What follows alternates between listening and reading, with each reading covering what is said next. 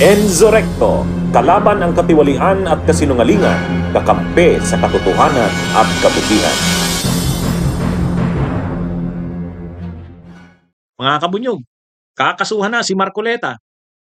Ano na yan, talagang ano na po, inanunsyo na mismo ni Ombudsman Boying Rimulya, ngayon lang, mainit na balita po yan, as in mainit pa talagang balita.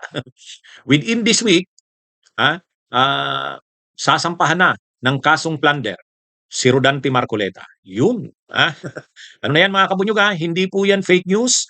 Laman po yan ng mga balita ngayon. Within this week, definitely, sasampahan na ng kasong plunder si Rodante Marcoleta. Pag sinabing within this week, di hanggang Friday yan.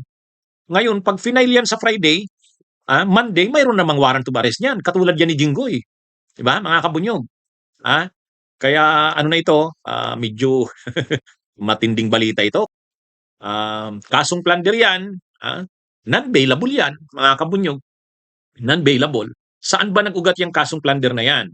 Nag-ugat yung kasong plunder na yan, actually, yung kasong plunder na yan, tungkol yan doon sa gift na natanggap niya. May natanggap siya 75 million pesos. Bakit naging plunder? Ay 75 million pesos, di more than 50. Isang beses? Hindi. Series of acts. May 30 million, may 30 million, may 25 million. Tatlo. Ang isa doon sa mga nagbigay sa kanya ng gift ay si Mike Defensor. Yung isa pa, yung Espiritu, yung isa pa, Viray. Anong ano yan? Bakit naging plunder? Ay nakalagay yan mga kabunyog sa anti-plunder law. Ang alam kasi nating plunder, ang alam kasing plunder ng karamihan, kapag nakakurakot ka ng pera, malversation, misappropriation ng public funds. Yan yung alam nating plunder. Doon kasi sa anti-plunder law, mayroong 6 na modes o paraan ng pag-commit ng plandong publiko. Yun yung alam natin, public funds, minalverse. Pero yung second mode, yung pag-receive directly or indirectly ng gift, kickbacks, commissions, o kung anuman from private person or entity na may kontrata sa gobyerno. O kung wala mang kontrata sa gobyerno, tumanggap ka ng gift directly or indirectly by reason of your office. O dito pumapasok si Marcoleta ngayon. Tumanggap siya ng 75 million, gift yon na natanggap niya by reason of his office. Nang tinanggap niya kasi yon, kongresista siya ng Sagip Party List.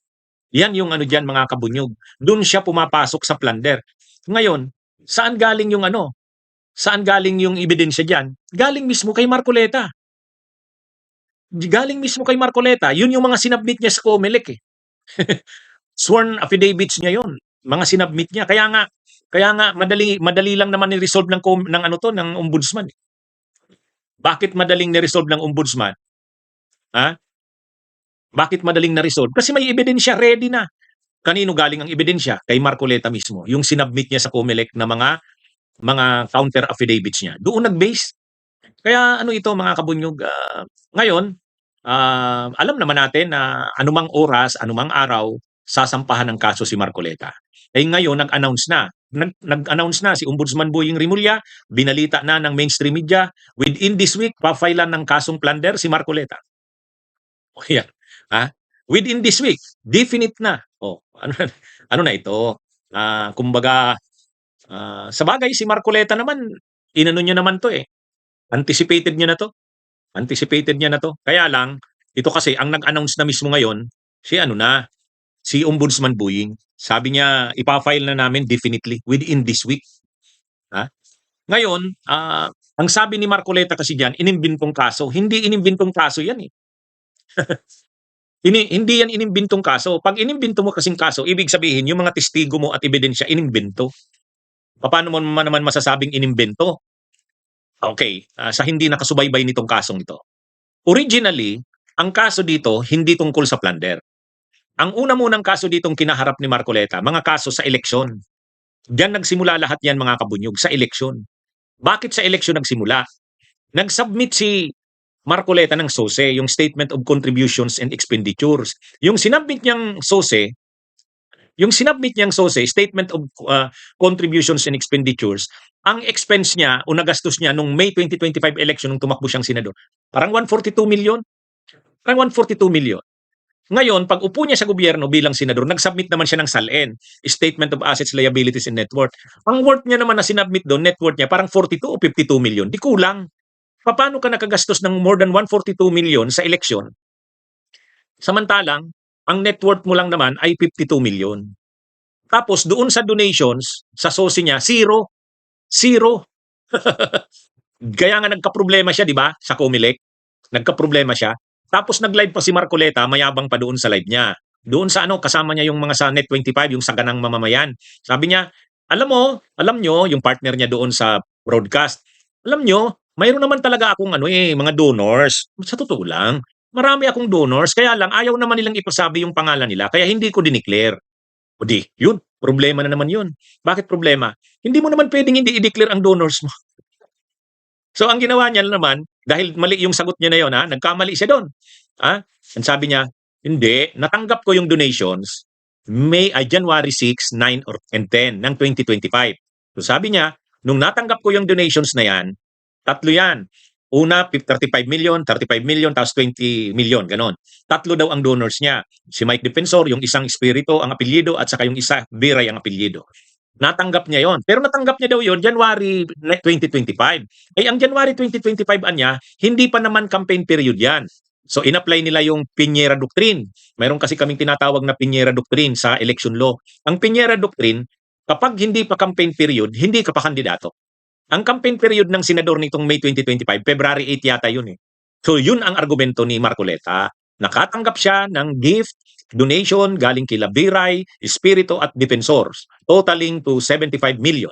Yun ang ginamit niya sa eleksyon. Pero nung natanggap niya yon, hindi pa naman siya kandidato. Applying Piñera Doctrine. Kasi January natanggap eh. So lusot siya.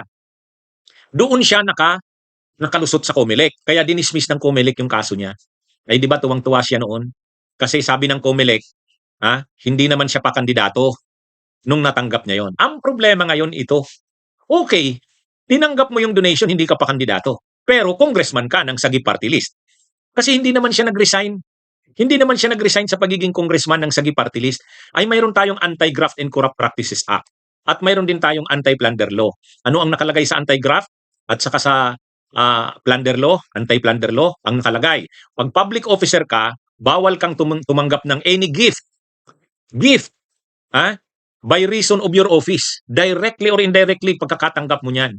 Sa Anti-Graft and Corrupt Practices Act, kapag yung pagkakatanggap mo ng gift ay walang kapalit, indirect bribery yun. Pag may kapalit, direct bribery. Kaya siya kasuhan ng indirect bribery. Paano naman napasok sa plunder? Sa plunder law, kapag nag-receive ka ng gift, directly or indirectly from any person or any entity by reason of your office, plunder yun.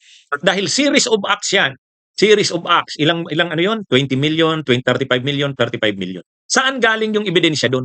Galing din sa kanya kay Marcoleta, doon sa sinubmit niya sa Comelec. Kaya paano mo masasabing inimbento? Paano mo masasabing inimbento? Kanya rin yung mga sinubmit na yun eh. Alam nyo, pareho ito kay Ejercito. Si Governor Ejercito ng Laguna, panalo sana sa eleksyon. Ang problema, sinubmit niya doon sa kanyang source, naka-attach doon yung mga kontrata niya ng mga advertisements na pinasok niya sa mga TV networks. Nung tinotal yung nagastos niya sa mga ads sa TV networks, lumampas doon sa allowable na expenses sa mga ads or sa mga commercials, political advertisement sa TV. Lampas. Di bawal. Bawal. Na-disqualify siya ngayon. Tanggal siya sa pagka-mayor. Ano ang preba laban sa kanya kay Ejercito? Yung sinubmit niya mismo sa Comelec. Parang kumuha ka ng martilyong ipupukpok sa ulo mo. Di ba? Yun yung nangyari diyan. Kaya yung sinasabi ni Defensor, nagbigay lang naman ako ng donation, ng gift, wala namang kapalit yun. Yun na nga, the indirect bribery. So yan mga kabunyog, mga kababayan, yan ang pangyayari diyan kay Marcoleta. Kaya hindi inimbento yan. Ang mga ebidensya diyan galing mismo sa kanya. Ngayon, minadali ba yan? Mas madali kaysa sa iba. Bakit naging mas madali kaysa sa iba? Nandun na kasi yung ebidensya eh. Nandun na yung ebidensya eh. Siya na mismo ang nag-produce ng ebidensya laban sa kanya. Bunyog, bunyog, halikan na kasama ka. Bunyog, kapag buklod ay may pag-asa. Luzon, Visayas, Mindanao, isa ang pananaw. Sa bagong Pilipinas ang bunyog isisigaw. Bunyog, bunyog, bunyog.